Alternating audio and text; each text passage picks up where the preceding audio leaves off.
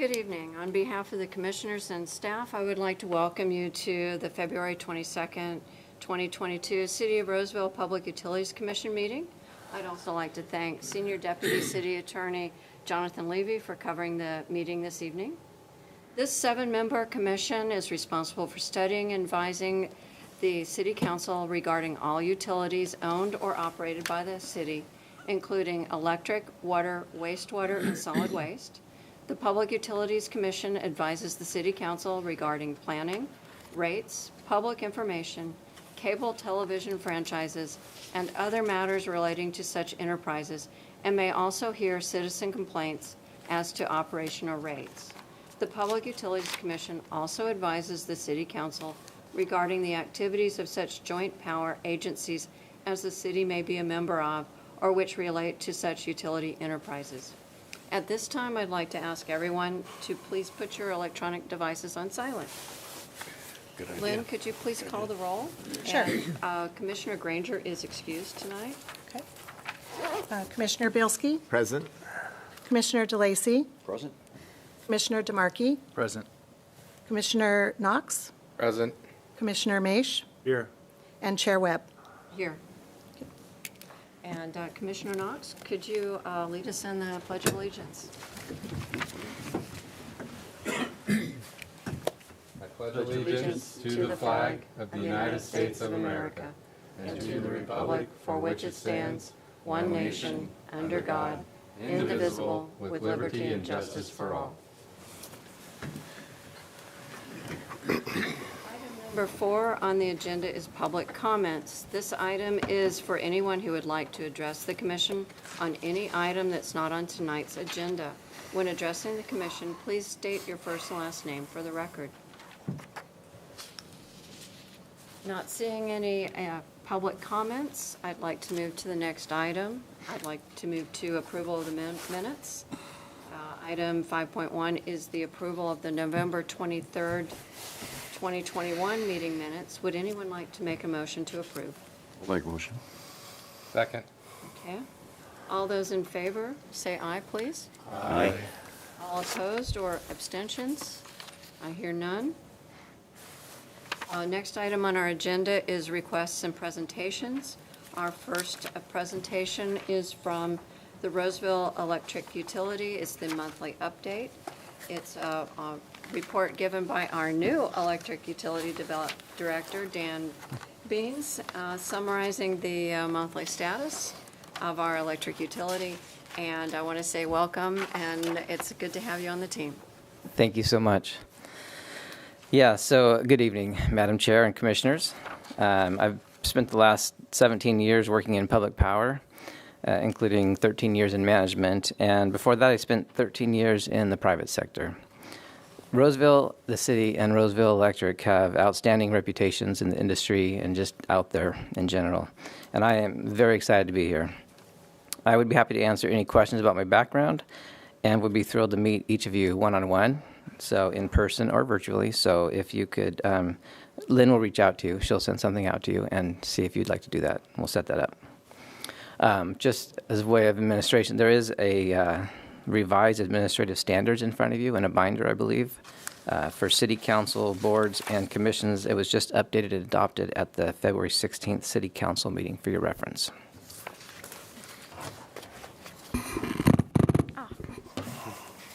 So my staff and I really appreciate your time to serve on this commission, as it provides an excellent tool to bring transparency and clarification to our operations.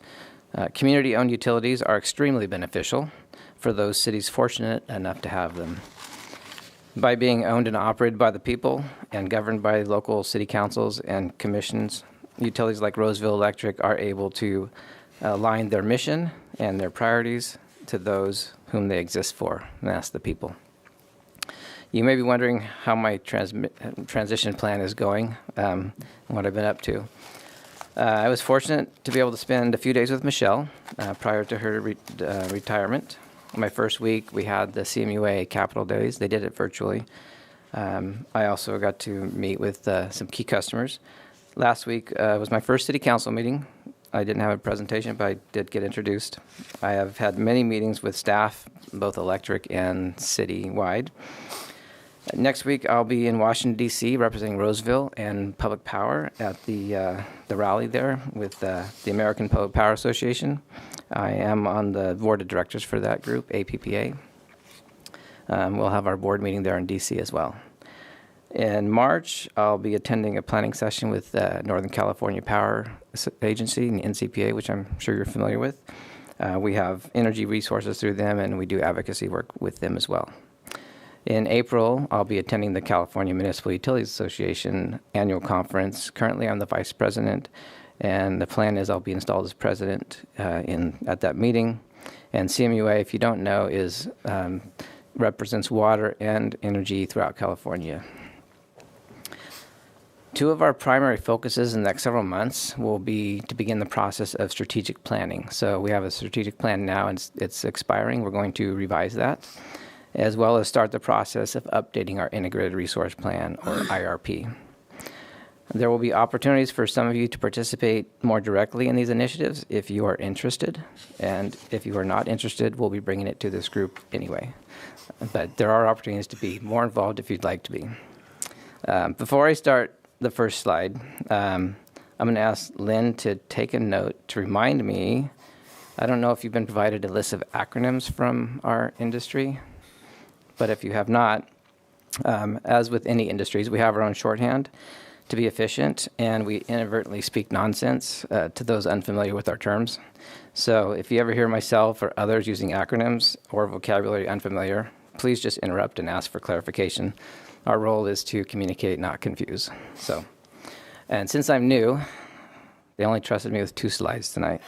So I'm going to go over them briefly, and then I'll turn it over to Mr. Paul Cummings, our Assistant Director of Engineering and Operations, followed by Sean Matcham, who's our Assistant Director of Customer and Government Relations.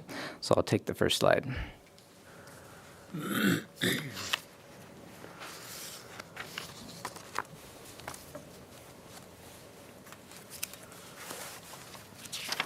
So as you, I'm sure, are aware, Roseville Electric's been in service over 100 years. Like I mentioned, having a public power utility operated by the people is an incredible advantage to a community. And when you add up that advantage over 100 years, it is very clearly obvious what the impact has been. So we have, as part of our infrastructure, we have over 900 miles of 60 kV and 12,000 volt lines. About 800 miles of that is already underground. We have 4,000 power poles, 17 substations. We serve approximately 65,000 customers with, I think we're approaching 200 employees. So, as you know, I'm the director, and I have 3 assistant directors over 3 business units. I have the customer and government relations, and Sean is here representing them. Electric engineering and operations, Paul is here. And then our resources and generation is Todd White, and he was unable to attend tonight. And with that, I'll turn it over to Paul, unless you have any questions. Hello, I'm Paul Cummings. I'm Assistant Director over the Engineering Operations. I also have compliance and safety. So I'll just give you a brief overview of the different, there are divisions in the utility. First is operations. It's our largest. We have probably over about 80 people involved in just, I call it the boots on the ground, the tires on the road. So we have the line crews.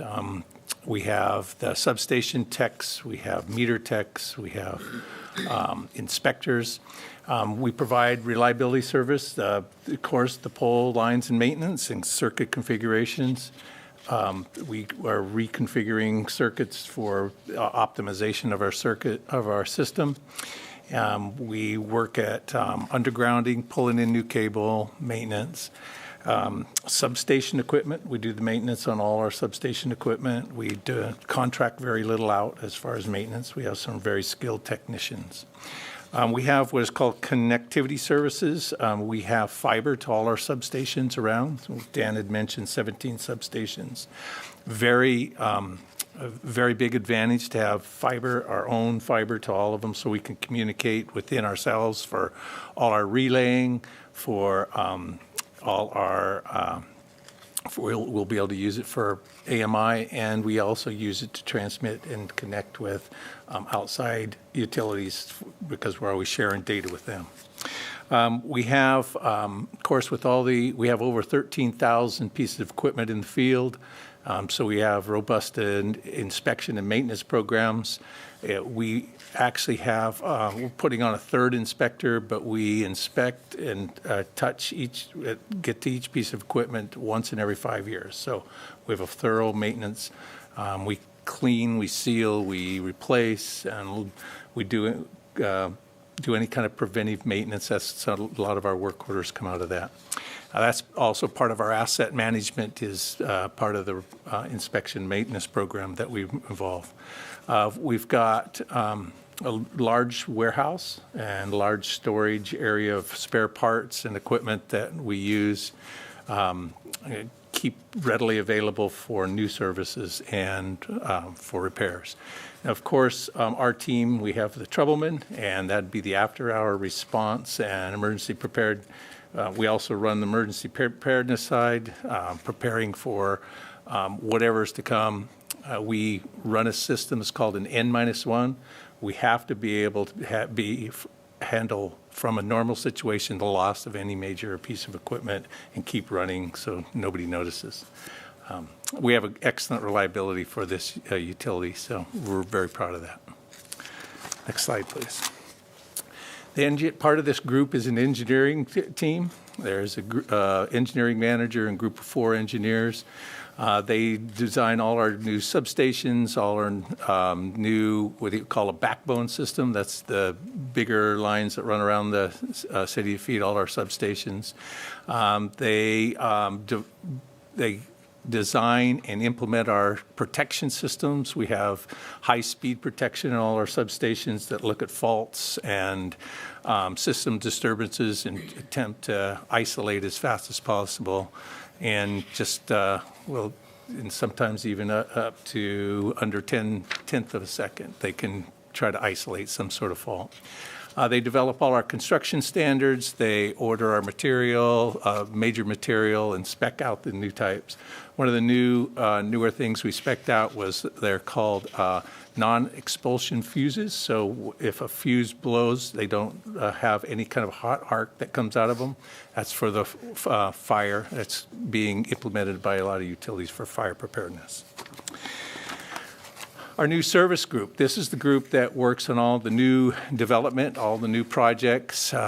Very, very active in Roseville, as all you know, with the development. We put in maybe over 1,000 houses are being built a year, plus all the infill that's going in. Amazon's expanding that whole area. We're getting ready to prepare for the new Roseville Parkway that's going over, some new lines and stuff going there. So that's our new service to develop all those new projects. Projects like new EV chargers, businesses want to expand, they'll develop all those projects. We have an extensive GIS mapping system. I am also from Reading 5 years ago. Dan had to follow me down here. But when I got here, I was just really impressed by the GIS system the city is running. They have a really very well populated, very accurate GIS system that shows your map and where all your parts and pieces are in the fields.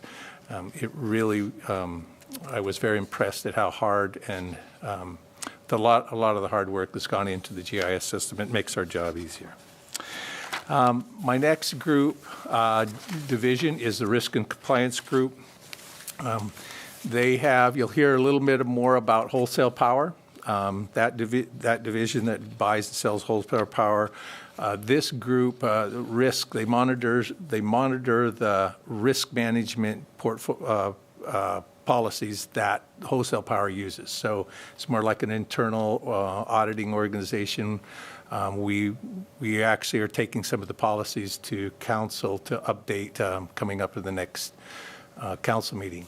But they look at the type of volume risk, price risk, and we try to hedge out. And this group runs scenarios and just kind of, it basically sets the sandbox for the power supply people to group to play in. Then, of course, we have compliance. That is always a big task in any organization. That's all your permitting, your wastewater permit, air permits, on and on. We have submitted over 160 reports and filings last year, that group, of just some sort of permit, some sort of audit, or something that a federal regulator would want. And with that, I'll hand it over to Sean. Thanks, Paul. Sean Matcham again, Assistant Director over Customer and Government Relations. I'm going to speak a little bit about resources and generation, where Todd is the Assistant Director. And I guess I should start by saying, with my other two colleagues here, I'm not from Reading. I'm a local kid and grew up in the region here. The first item I want to talk about, and this is under the Resource and Generation Division, is really our generating resources. And as the Commission is aware, we have a diverse portfolio of resources, generating resources that we use to serve this community, to serve our residences and serve our businesses. And two facilities I want to note, particularly I think are important to understand, that is the Roseville Energy Park here located in West Roseville, as well as another facility that we call Roseville Power Plant Number 2. Combined, these two facilities represent nearly 210 megawatts of natural gas generating capacity for us to serve the community. These are investments that the city and the electric utility made many years ago, and they've proven to be very important tools and resources for us to manage our reliability in the region, as well as maintain upward pressure on our costs. So two very important resources for us. We maintain the staff, we own, we operate them, we invest in them to ensure the reliable service to this community. I'll note here on your presentation the CDWR emergency peakers, the California Department of Water Resources emergency peakers. I think you all are familiar with these now. These are 2 units that we helped the state install adjacent to our Roseville Energy Park, again here in West Roseville, really to help provide enhanced reliability to the region and to the state of California. We were able to really strike a deal that I think helped the state, but also provide us with a very important option as we look forward in terms of how we want to serve this community and what types of resources we want to use going forward. A decision is to be made on what we want to do with those long-term, but right now it's something we're still assessing as part of our long-term planning process. So the generation group, the staff, these are the assets that about 25 folks manage out here in Roseville from our staff. A very important part of what we do to keep the lights on here in Roseville. Tied very closely to the generating assets is our generation engineering team. Paul talked about his engineering team for the substations, for the distribution system, for the equipment out in the community. We also have a dedicated team for our generating resources where we focus on the engineering, the long-term planning, the strategic investment in infrastructure, the upgrades we need to make sure that, again, that long-term reliability is there to serve the community, but also looking at the strategic investments we need to make in those assets to meet ongoing regulatory changes, greenhouse gas reduction goals, and renewable goals. So dedicated team that focuses on that, very specialized expertise, as you can imagine. You get a good team that supports our generation engineering, really support our assets in the community. Power supply, I mentioned earlier, a diverse portfolio of resources for us to serve the community. The natural gas facilities here that I mentioned here in Roseville are just part of that diverse portfolio. Also included in that is hydro resources, geothermal resources, wind resources, transmission access to other parts of the West for us to basically buy and sell power and trade power in the market to help complement and supplement what we need here and what we can generate here internally. So managing our portfolio, managing our power supply is a very complex and robust work that goes into it for our team. We have about I think it's about 10 or 12 folks or positions that support the buying and selling of electricity and natural gas in the long term, but also in the short term, to make sure that, again, we serve the community reliably, but also we do it in a way that we can manage that risk in the market. And we lean on those. Paul mentioned risk policies. As we buy and sell power through this group, we lean on and abide by our risk policies to make sure that we don't put our customers and the city at adverse risk when we're out in the market. A lot to do with meeting regulatory requirements on this as well. We're not only buying to serve the needs of the community, but also meet those regulatory requirements for renewable portfolio resources and greenhouse gas-free resources. Oh. And I'll just jump in real quick. So the Integrated Resource Plan process, the IRP process, deals with all that power supply generation. What does that look like 20 years out? How do we meet the regulations? How do we take care of our customers? How do we do our part to be good environmental stewards? So that's all part of that IRP, and we will be working on a public process that will include you as well to figure out how to get community input and buy-in on the best solutions. Yeah, thanks, Dan. That's a good point. It's an item that we initiate every 5 years, so that window is up for us to put together that long-term plan again. Next item I'll just mention as another group within the utility, electric technology systems. I'll just mention quickly, when we talk about technology to run the utility, there's really kind of two buckets of activities we focus on. One is what we call our operations technology. That is really the systems and the infrastructure and the communications and control systems at the utility that we need to run the utility itself. Manage our distribution system, manage our substations, manage our generating facilities. The second part is really our business system section, and that is really our network, our applications, the support, our email, where we interface with the city. And I'll mention them as two items because they're up here on the slide together, but we do everything in our day-to-day practice to keep these things separated for the purposes of protecting the utility against cyber attacks and other vulnerabilities that would affect the reliability of our operations. So operations technology, we have a team at the electric department that manages this and keeps us compliant. And then the business system section is really where we're supported by the city in terms of all those other business systems to do our work. So we kept them separated by design, and there's a whole litany of compliance obligations and regulatory reporting that goes along with this. Paul mentioned compliance earlier. Critical infrastructure protection and cybersecurity protection, high on the priority for us as an electric utility, and that's where this is covered in the work we do at the utility. Those were the four areas for our resources and generation, and I want to talk just a few more slides about what is my group of customer and government relations and what we focus on.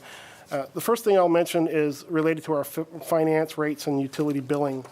We have probably 50-plus people that support us managing our finances and managing our money in a prudent manner for this public agency. You all know we recently came through this commission for a rate increase in terms of looking at our long-term financials. This is what that group does. We forecast our revenues, we forecast our costs, we make sure that our rates are structured in a manner that's fair to all our customers, but then enables us to maintain the financial strength of this organization. In addition to that, we have a customer service center. 47 folks set on the other side of this wall that support our interaction with our customers, our residential customers, our business customers, programs that we help customers, whether it's rate assistance, general bill pay, payment plans. A lot of activity happens on this front, and a lot of good work happens on this front. But really, 50-plus people focused on making sure that we manage the money in a prudent way for this organization. And for EU, too. Oh, that's right, and for EU, sorry. So both utilities. Both utilities. Thanks, Paul. Legislative and regulatory activities, many of you know, this is something we briefed the commission on time and time again. Our legislative and regulatory activities are so important to us as an organization and as a city. We operate the utility under a legislative and regulatory platform where we engage with our legislative representatives, we engage with our regulatory agencies, we work across the city to make sure that we really are looking out for the best interest of the new for the utility when there's new regulations and rules coming down the pike from the legislature. This is a ever-changing industry that we're in. The rules are constantly changing on us, and so we're focused where we can to try to influence those regulations, maintain local control, that local decision-making that we enjoy here in Roseville, and also try to shape the legislation and the rules with so that we can be prepared for them and anticipate and implement any changes that we need to make as a result of any new regulations. I will note with regard to our legislative platform, we're not in it alone. We as Roseville, we're not a lone wolf trying to influence new regulations and new legislation. We work through our legislative advocates, the Northern California Power Agency, the California Municipal Utilities Agency. Dan mentioned earlier he's going to be participating in a number of meetings coming up. He's going to be a president for CMUA. These are critical forums for us to basically be in to help shape and influence regulations that affect how we conduct our business in this community. So a big priority for the council, big priority for us as an organization. Customer Solutions is really how we engage with our customers through our programs, our rebate programs to help promote energy efficiency in our community, help our business customers and residential customers embrace technology, allow them to be more efficient with their operations, as well as just generally educate our community about their choice on technology that impacts their electric usage. Big ticket item here for us going forward on Customer Solutions is just being prepared for new technology coming in the community, being prepared for new technology that our customers are going to adopt. That includes electric vehicles and building electrification. A lot of changes. It's no longer, electric vehicles are no longer, a pilot or demonstration project. They're here, they're coming, and the technology has prevailed on electric vehicles. And so as an electric utility, as a community service provider, we need to be prepared to serve that customer expectation, serve it in a reliable manner.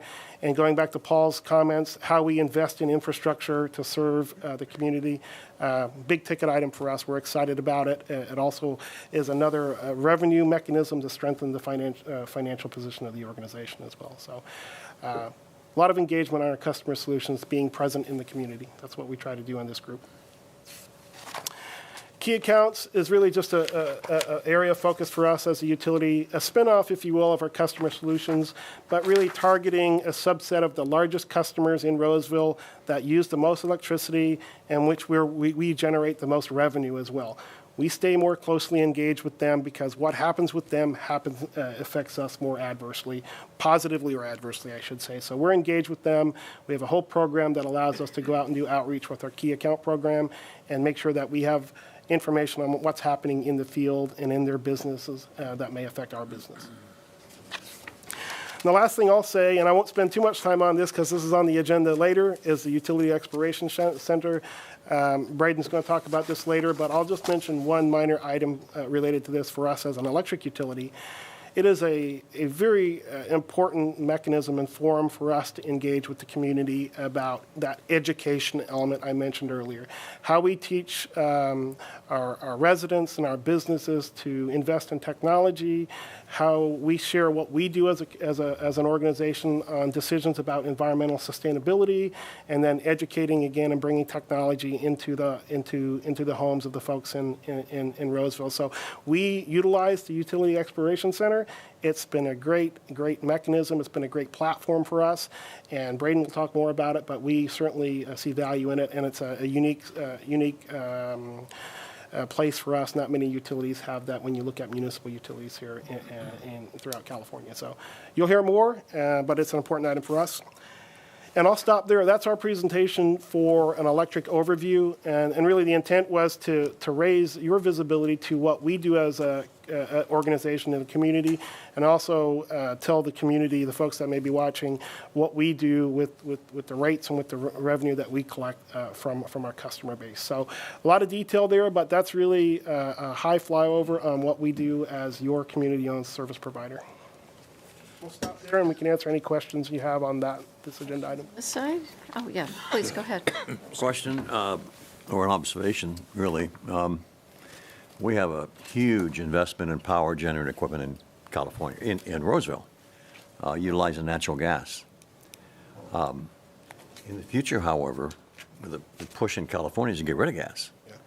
So when that day comes, when that year comes, are we going to be able to generate our own electricity with solar cells, or we have to buy it all? And then what becomes of this vast investment in equipment? Yeah, it's a good question. It's a question that we ask ourselves. It's a question we're going to be asking ourselves as we do our integrated resource plan. But I think to be candid, when we look over the next 12, 13 years, we look through 2035, I think we still see a role for gas. It will be transitioning out based on the regulations, but we will have to bring new technology into the equation, into the portfolio. We'll have to look at fuel switching for some of these natural gas facilities. Maybe hydrogen is an option for production. But it's really an item that it's why we do the planning we do. Will we be able to use gas 15 years from now to the degree that we do now? I don't think that's going to be part of the equation. And I think for us as a utility, and when we engage with our regulators, we certainly say, hey, there's goals being set out there, but the technology that's needed to meet the goals isn't here yet. And so I'd love to say it's going to be this, or we're going to move from gas now to this prescriptively, but that's not the case. So I think maybe to answer your question, will we use gas? I think it'll be part of the portfolio. We will need to transition the fuel out, and then we will need to lean on technology that really hasn't really come to market scale yet. And I think that's where the direction of the state is. Right. Dan, I don't know if you want to add anything else. Yeah, a little bit. So some of the options, too, on cleaning up that natural gas even further than we already have is starting to do a mix of hydrogen. And so NCPA is actually doing that. They're working on that with the Lodi Energy Center. So, you know, if that's successful, that technology could transfer over to us. But those peakers were built by DWR because physics actually prevails over the politics at the end of the day.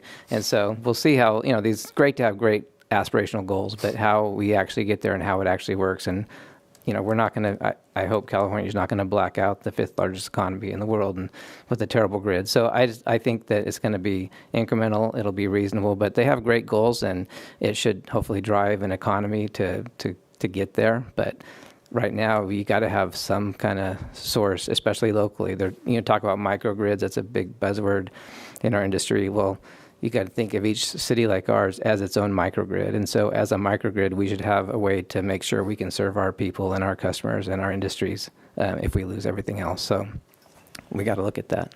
Well, certainly hydrogen could be used, probably used in the existing equipment with some modifications, but where are you going to get it? Where's it going to come from? Yeah, and they're looking at different, Lodi Energy Center, they're looking at solar panels and hydrolysis and doing all that. So, I mean, there's a lot, like Sean said, these are not all commercially happening at utility scales at this point. So we are, in California, we're leading the world really on how to create a green economy and a green energy portfolio. But those will all be discussions during the IRP, and they should be robust and interesting, and we'll see how that's all go. Questions on this side?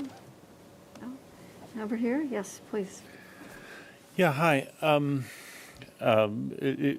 regards to the topic you were just talking about, you know, I raised my flag for reliability at the peak of the pyramid of issues to worry about, which Roseville has historically done an excellent job of, and so I would hope that continues.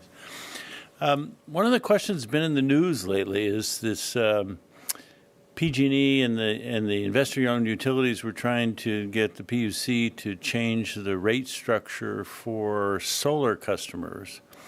And I was surprised at the size of the number, because a number of years ago there was about a $1 billion transfer of money from people who can afford solar panels, from people who can't afford solar panels to the people who can afford solar, and now it's up to, I think I saw, over $3 billion a year.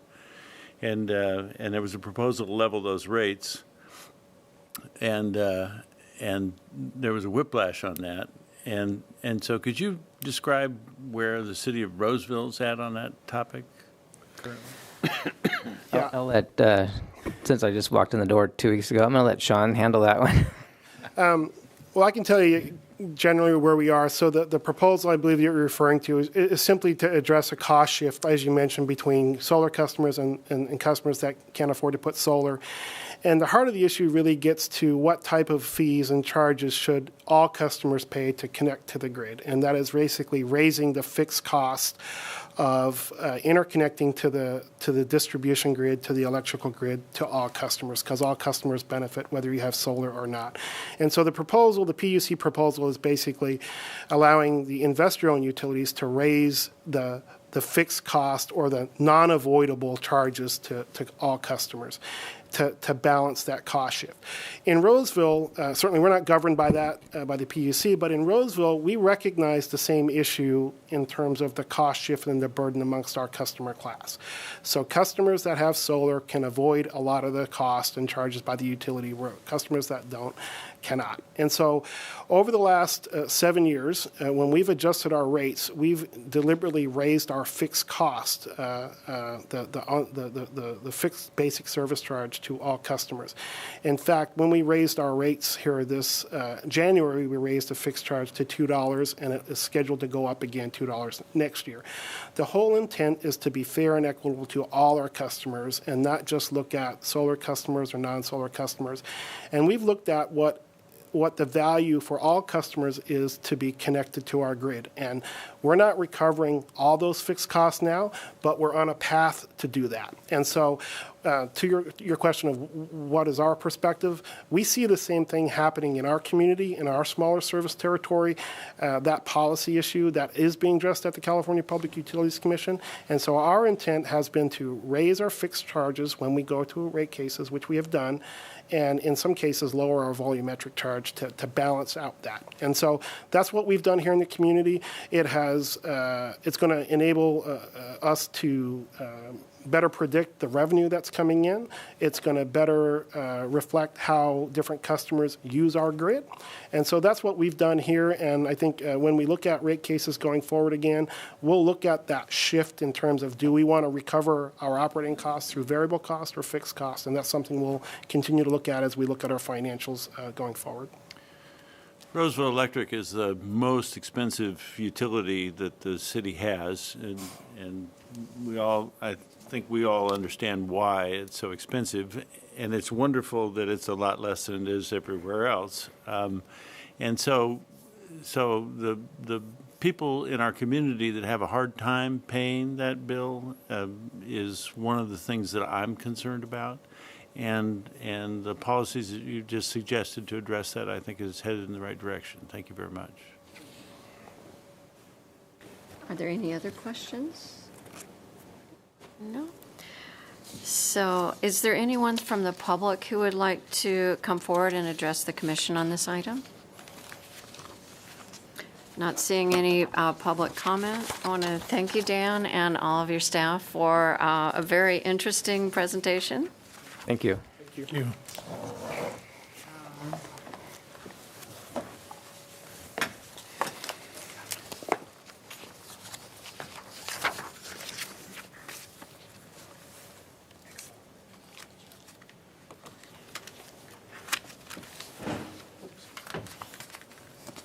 So the next item on our agenda is our environmental utilities update. This report is being given by our Environmental Utilities Director, Rich Plecker, and he's summarizing the monthly status of our environmental utilities. Rich, please. Thank you, Chair Webb and PUC commissioners. I was trying to remember where we last left off with COVID and holidays and all of that. But let me start off with saying it rained a lot in October, and then it didn't rain in November, and then it rained a lot in December, and it hasn't rained much since then. So I'm starting off with an update on the water. A little bit later this week, we'll be getting our first allocation from the Bureau of Reclamation that kind of lets us know how this water year is looking. There's a lot of anticipation, good deal of drama associated with that first allocation or that first forecast. But rest assured that these forecasts will go on monthly now until about May. And so the first one's, it's kind of interesting. It's kind of kind of dramatic, but it's not the one that counts. The one that counts comes in May. So that everybody's probably been watching on the news, it hasn't rained a whole lot. The good news is that in the American River Basin, we have a tremendous amount of snowfall still in storage up in the upper watersheds. Our partner, Placer County Water Agency, has got full reservoirs and full snowpack right now. Now, the trick is going to be going through the spring, hopefully avoiding any unseasonably warm periods where we lose that snowpack like we did last year. And there was a weird circumstance that happened last year where that runoff, as it melted, it didn't result in runoff that filled reservoirs. It just sort of sublimated into both the ground and the atmosphere. So that hasn't happened a whole lot. So we'll be keeping a keen eye on how that goes. But that's the good news. The bad news is that there are other reservoirs in other areas of the state who didn't fare quite as well in both October and December. Shasta, for instance, is still below average for this time of year, as is Oroville, although Oroville looks like it's filling a little bit quicker. Those are very, very large reservoirs in comparison to Folsom, 4 to 5 times, give or take, the size of Folsom. So our fear is, and our concern is that if Folsom's the only reservoir in the Central Valley project that fills this year, there's going to be a lot of demand and a lot of pressure placed on Folsom, which we're fine with sharing. We just want to make sure that we keep our intake pipe wet, which was a big concern last year. So more to come on that. Stay tuned. I'm assuming that we'll continue to have regular monthly meetings, and I'll keep you up to date as things are going. So that's kind of it on the water side. There's a lot of other things going on there. Lots of construction on the west side. We've got 2 groundwater wells that are under construction, sort of fast track because of this drought. Also, the west side tank and pump station is sort of nearing the homeward stretch, if you will. We're getting that just about ready to button up, and that'll be a huge facility in the sense that it provides additional fire protection and storage, predominantly on the west side of town, but it also aids us in operating this system to be able to move water from west to east. So that's going there. Moving on to on the wastewater side, I think you're all aware that we've been under construction for the last couple years on both the expansion at Pleasant Grove and the construction of an energy facility or energy recovery facility.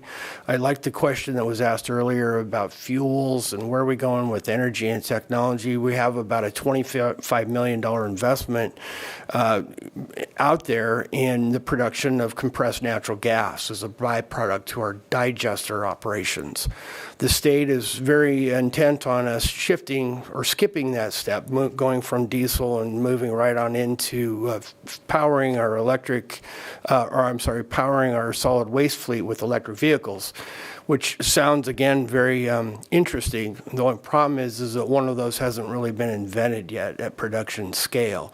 And I believe we're supposed to do this by somewhere around 2030. So we've got a facility out there that we will be completely capable of using that waste or that byproduct and fueling our fleet for some time into the future. And it doesn't look like the technology is going to actually coincide with sort of the aspiration with where we're at. So it should prove to be a good investment. On the other side, what gas we can't convert to CNG at that facility, we also have turbine generators at that facility, so we can spin those generators and generate electricity as well using that waste gas. So such is sort of the complicated life of California regulations these days. Lastly, on the solid waste side of things, we are in the process at the landfill, the Western Regional Landfill, of selecting a new contractor for the next 20 years to operate that facility. This contractor selection's kind of been narrowed down. We're now down to a finalist. There's some negotiations going on with respect to rates and fees and charges into the future. What's got everybody's attention is that there's a new set of regulations that we have to deal with called SB 1383, which in essence requires us to remove all organic materials from the waste stream before we landfill any additional trash. This is going to cause us to invest in additional recycling equipment and essentially buy something that's called a high diversion organic processing machinery. And it's causing us some concerns when we look at it in terms of longevity. How long is this facility going to last? What's its ability to meet regulations and compliance going to be? And then obviously what's it going to cost? So we're internal to Roseville. We're having conversations about what's our best play, what's our best strategy into the future in conjunction with what's going on at the landfill. And yes, this electric garbage truck thing is a thing, and we kind of have to plan around it. For now, just kind of keep this in your hat. You're essentially doubling the amount of fleet that we would have to buy. So right now, a garbage truck runs about $480,000. We would have to replicate that investment all over again, assuming the electric vehicle is the same price as the old diesel, which I don't think it's going to be. So that's very much in our thinking and our considerations moving into the future.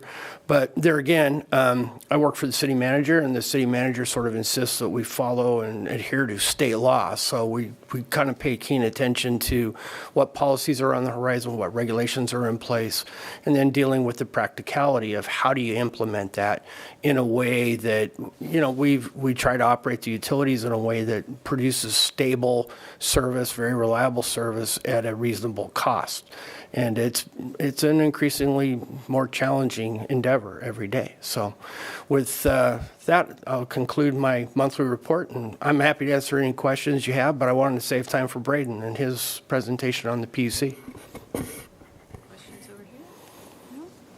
I have a question. Yeah. With the snowpack and the water storage that we were referring to earlier, is the city still enforcing the watering day restrictions that were implemented late last year?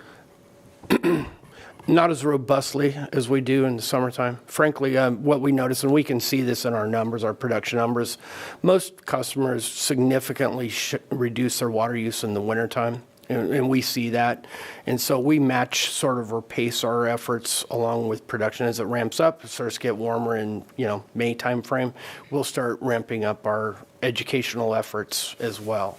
But the results, we've had very, very good results. Roseville is a bit of an anomalous community in many ways. I'll just say this, that when we ask people to conserve water, and we don't take this lightly, when we ask people to conserve water, they do. And so our record of conserving when asked is very high, and we don't want to abuse that, right? We built this relationship with our customers when we ask them to do something. People get a little grousing and whatnot, but for the most part, they do it. So when we can go easy on things, we go easy on things. When we need to ask people, we'll ask them. So good question. And you had a question? I may have asked this before, and it may have gone over my head in prior presentations, but will we be getting a third waste can? It's sure looking that way. The third can does a number of things for us, and trust me, for the last 30 years, I've loved that, having a two-can system. The fact is that if we stick with the two-can, that leaves us with a single disposal option, and there's a lot of argument about this, of whether we can achieve compliance with SB 1383 with a two-can system. And so it's a risk. It's a risk to stay with two cans, not only from where we dispose of material, but then the market rates. And then I guess the part that makes me feel better about it, if there is such a thing, is that there's a lot of people, and we've run completed two pilots across the city. People love that third can in a way that I would have never guessed. So it's, when you ask folks, it says, what do you like about it the most? They like that third can. What do they dislike about it the most? The third can. But it would be a weekly service. We're looking at a weekly service, so you're not accumulating anything for very long. We're also looking at sizes. People can order different sizes if you have space limitations, whatever. It's kind of a wild, wild west. But in order for us to kind of provide the most flexibility from a standpoint of taking advantage of market conditions, meeting regulations, and keeping our options open for the future, it's sure looking now like that third can is the way to go. And you had another question? Would this require additional vehicles? Like, is there a standard where they have to only collect this third can?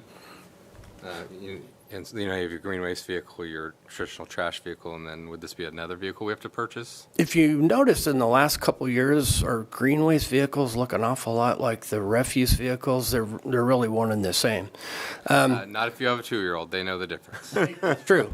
And some of the older orange vehicles versus the newer fleet you see in that they're replaced with sort of a greener version. They are one and the same. There's a nominal increase in the number of garbage trucks that you have to purchase, but it's really driven by a route basis. So the city's expanding geographically at the same time that we're dealing with additional routes and additional services. So it's gone up. I mean, we're buying garbage trucks like you can't believe. And as you imagine, with the pandemic, everyone's decided it's now time to make money on vehicle purchases and computer chips and all this kind of good stuff, and it takes you 9 months to get one. So, long story short, yes, we are buying additional vehicles, but not just because of the third can. Any other? Question. You, I Yeah, think, go ahead. it's been mentioned before, thinking in terms of either a gasifier or incinerator, something to produce power from waste of some sort? Is that what you're looking at? I probably have mentioned that before. Let me be blunt. I'd love to have one. That would be the solution to a lot of problems. Except it's ugly technology. Ugly technology and virtually non-permittable in the state of California. Right. So if we were to buy, to invest in an incinerator, we would have to do it in a foreign country, I think, at this point. Probably. Might be a little not cost-effective from a transportation standpoint. But there are to your point, there are other technologies, whether, you can get into some of that. And it may prove to be a better solution long term to some of the waste problems that we face, but we're not ready to go there, and the industry's not ready to go there yet. Yeah, no, not yet. Good. Any other comments, questions? Is there anyone from the public who would like to come forward and address the commission at this time? Not hearing any interest from the public. Really want to thank you, Rich. It's always interesting to hear what Thank is you very going much. on with Pardon my voice. environmental. Must have been talking or yelling all day. So our next item is a presentation on the Roseville Utility Exploration Center. It's being given by Acting Interpretive Services Supervisor Braden Mitchell. And welcome. It's good to have you here. Well, thank you. Thank you very much. I just have to say to start with, my presentation has now been referenced by both of my bosses somewhere up there. So I'm really hopeful that this is a good presentation for you guys. Just to start off, I want to say thank you very much for giving me the time to come out and present what the Utility Exploration Center has been doing for the past couple years. We haven't been able to come in due to COVID and other reasons to present to this commission, so I'm very happy to be here tonight to talk about that. To start with, I'd like to start with our mission and our vision, because it is basically the rock that grounds everything that we do.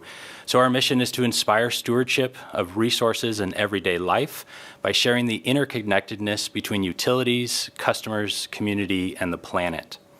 And our vision is that we want Roseville residents to be amazed and inspired by what their utilities do every day.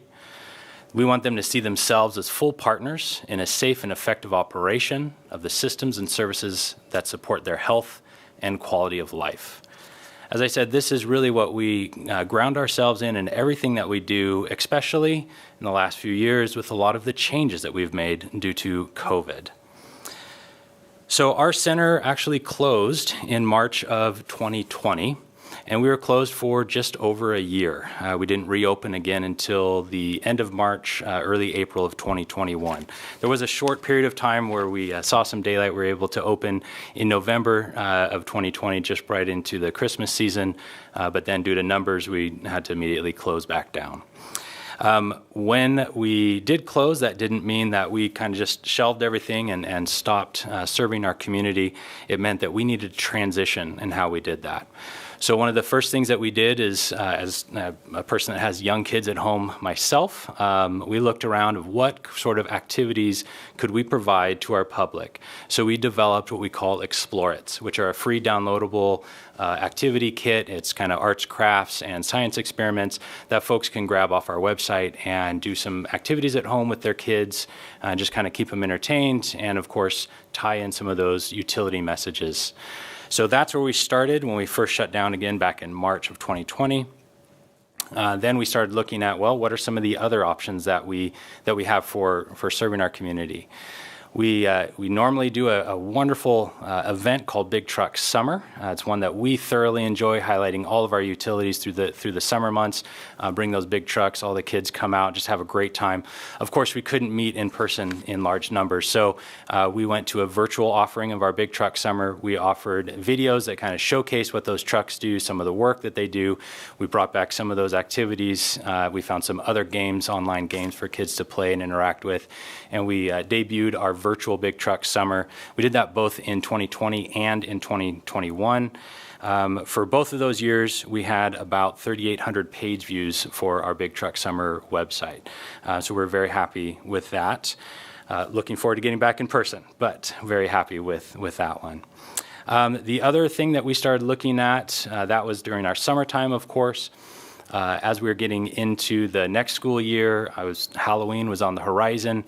Again, I have kids at home, so I'm thinking, man, I'd love these kids to be out and have something to do for Halloween. So I partnered with our electric utility, and we created a COVID-safe drive-through Count Watt Spooktacular event. This is where we highlight our utility messages from the electric side on phantom energy load, tips and tricks on how to kind of reduce that load, some energy saving ideas. And what we did is we set up these little vignettes in the parking area of where we are stationed and had folks drive through. We had 280 cars come through in our couple hours. Folks were dressed up in their cars in Halloween costumes. Some folks even dressed up their cars in Halloween costume. We just had a great time. We saw about 930 people in that couple-hour event that came through our very COVID-friendly drive-through experience. So that was what we did in October, and then starting back in July of 2020, we looked at our webinar series. So normally we have a robust workshop series where we invite people to come out, learn some different techniques, tips, tricks from our utilities, water efficiency kind of conversations. We talk about energy efficiency, gardening. We couldn't meet in person to do those workshops, so we switched to a virtual webinar series. We started our virtual webinar series in July of 2020, and from July through June of 21, we had 2,900 people register for our different webinars that we offered. We saw about 830 in-person live watching that webinar, with numerous more to then watch the video recording that we put up on our web pages for free after the fact. That, just to give you an idea, that's about 1.5 times our normal annual workshop attendance. So we just had a great showing for our virtual offerings as well. I'm sure you guys can remember back then, a lot of people were home with not a lot to do. So it really worked out for our webinar series. To move on, we also didn't stop there. We started looking at how else can we serve our public? How else can we kind of capitalize on this opportunity? And we started the summer of 2020 to create a virtual tour of our wastewater treatment process. So we worked with the PIO from Environmental Utilities as well as our wastewater department. We took an in-person tour that we normally do out there at Pleasant Grove Wastewater Treatment Plant, and we turned it into a virtual kind of clickable map where folks can click through the process of wastewater treatment. Little video vignettes will pop up and explain what happens in that process. And of course, ways that they can kind of help make sure that that flow continues to go through the city and through the wastewater treatment process. So things about talking about those wipes that everyone is very fond of, wanting to make sure and put those in their proper place, which is not the toilet, just to be clear on that. So we created that in the summer of 2020. That launched in December of 2020. Within the first few months, we had 300 plus page views for that virtual tour. The picture here, we did win an award from CASA for that virtual tour. That's the California Association of Sanitation Agencies. So we're very proud of that virtual tour. And we're looking at ways to continue to use that resource into the future, along with other virtual tours of other facilities. We're looking at ways of maybe we can incorporate those into middle school and high school curriculum, which I'll talk about in a little bit. So moving on into back in the center. So like I said, we were able to open up at the end of March, early April of 2021. Initially just a few days a week. We didn't go to our full 5-day-a-week schedule until about June of 2021. But we were just excited to be back open, have the center open, bring it back to life, have folks come in and see us. But we need to make some changes there as well. We have a lot of interactive activities in our visitor center that it just didn't make sense to have multiple families come and interact with those. So our staff built activity kits for families that they came into the center. They could check out these free activity kits. They could sit down at a table in the center and interact with those. Of course, we overlaid all of that with a lot of great utility messaging tips that they could take home and then implement when they're back at their house. We also developed what we call our exploration stations, which is a staff-guided demo station, which goes a little deeper into those behind-the-scenes systems that our utilities operate on a day-to-day basis. Kind of gives some folks some insight as to what goes on, how the city works, what's going on in the background for folks. What we like to do is we like to say we pull that curtain back and really showcase what our utilities do well on a day-to-day basis. So that's back in our center. For school programs, which is a big component of what we do at the Utility Exploration Center, right before we shut down for COVID, we just finished up a 2-year project with Placer County Office of Education, taking a deep dive into our suite of school programming. It was a great project, and we were really excited about our learning from that and partnering with Placer County Office of Ed and realizing that we had some catching up to do. The programs that we had were from 2008 when we first opened, and there'd been some new adoption to standards for our schools. So we took the COVID opportunity of closure to basically throw away all of our programs that we used to run and write a whole new suite of school programs over that break, over that 1-year closure. So as you can see, we now created a suite of unit plans, which are free downloadable unit plans for teachers in kindergarten all the way through 5th grade. We developed 2 virtual field trips for 2nd and 4th grade. We developed 2 traveling trunks, which is essentially a large suitcase full of all of the materials in a unit plan that a teacher would need for their whole classroom, including consumables and everything. They can check that out for 6 weeks at a time, run their programs. We eventually got to an in-person field trip, which I'll mention in a little bit. And then, of course, we developed some free materials that go along with our unit plan for 2nd and 3rd grade. Over the course of this last school year, we served about 3,400 students with all these offerings in just K-5. For our virtual field trips, sorry, there's something on the screen going on behind you guys. For our virtual field trips, again, we launched that this last year, 2nd and 4th grade. We made sure that everything that we do, including our virtual field trips, were aligned with the next-gen science standards and Common Core standards here in the state of California. And we served in this one alone 1,300 students virtually for the last school year. So we had a lot of fun. One of my staff is there on the right side of the screen doing a virtual field trip for all of those 2nd graders on the left side. So it was a great way for us to continue that education, even in an environment where the students themselves weren't all in the same room in their classroom together. And we were able to continue that even into this year, where schools were back in session, but they still had issues coming out and coming on a field trip. So we were able to continue that virtual field trip offering into this year as well.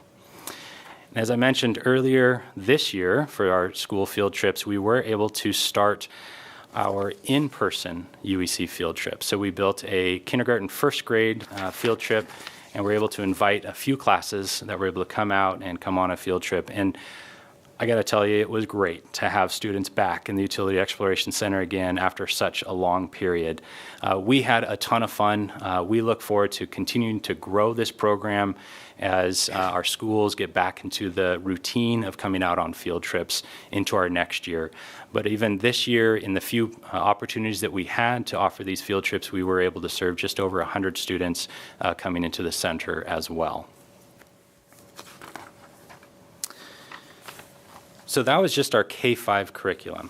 One of the exciting things that came out of our Placer County Office of Ed 2-year deep dive is the realization that with the next-gen science standards, there's a lot of wonderful alignment between what utilities do on a day-to-day basis and our middle school curriculum and our high school curriculum.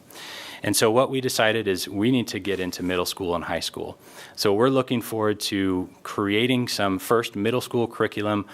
We're signing those papers right now, actually, with a contractor, hoping to be able to start that in the next few weeks here in the beginning of March, give or take, and start diving into creating our middle school curriculum. Our goal is to pilot that middle school curriculum in the next school year. We'll have 6th, 7th, and 8th grade opportunities. This is a time where we might be able to pull back that virtual field trip, that virtual tour that I talked about earlier, be able to offer that as an opportunity for our middle school classes. We, of course, want to accompany that with in-person either classroom visits or maybe they can come to the center. Again, still being able to figure that one out, so we don't have that totally dialed in yet. But looking forward to having that ready for this piloting this next school year. On the heels of middle school is, of course, high school. So we eventually want to be able to build out some high school curriculum, but to start to get involved with high school, we are planning to host a field day with our utility partners. So we have a tentative date of April 28th, where we're going to host a high school career field day.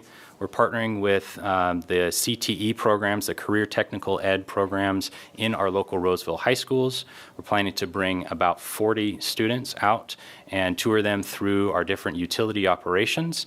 Really, our goal is to kind of spark the interest in utilities as a very viable and exciting career field. We're working with waste services, wastewater, water, and electric. We're hoping to develop some level of interactive activities, truly give those students a flavor of what our utilities do on a day-to-day basis. This is our kind of pilot program this year. So again, very hopeful that this one goes well and we're able to do that in the end of April. Our goal, if this one is successful, is to offer these opportunities at least 2 times a year in the fall and in the spring to just continue to work towards that career education for our local high school students. The last big project I'd like to cover tonight is our Visitor Center exhibit overhaul. So our center, as I mentioned, was opened in 2008, and that is exactly the same year that all of our exhibits were built.